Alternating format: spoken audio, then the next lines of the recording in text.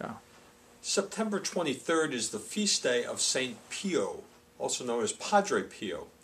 Padre Pio was born into a poor peasant family in Italy in 1887, but was a family that we're told by the biographers was also very devout.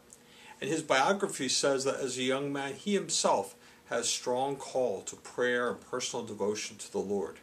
And then along the way, he met a young Franciscan friar, a Capuchin, and he requested to enter into their community.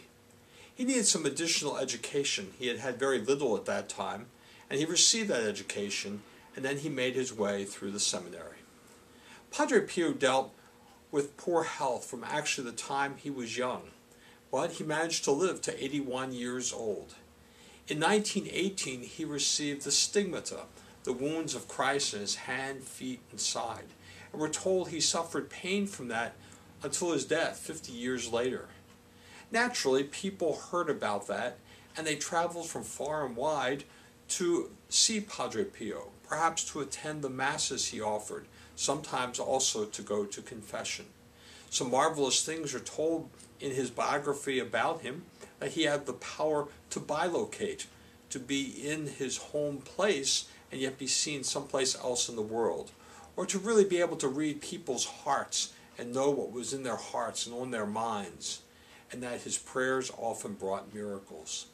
Canonized by Pope John Paul II, Padre Pio has been credited with calling many people back to God. We know that he, of course, encouraged regular prayer to God. He was especially devoted to the Rosary, and he's been quoted as saying this very simply: pray, hope, and don't worry. Sometimes we might wonder if it can be that simple, but prayer certainly puts us into a different perspective. He also recommended frequent confession.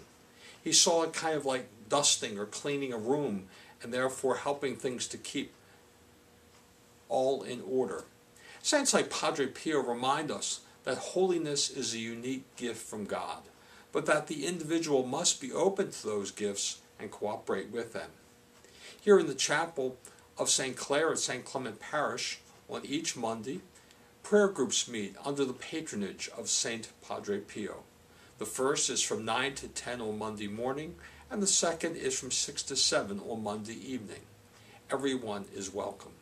May St. Pio be an intercessor for our needs and help each of us live a life of cooperation with God's grace.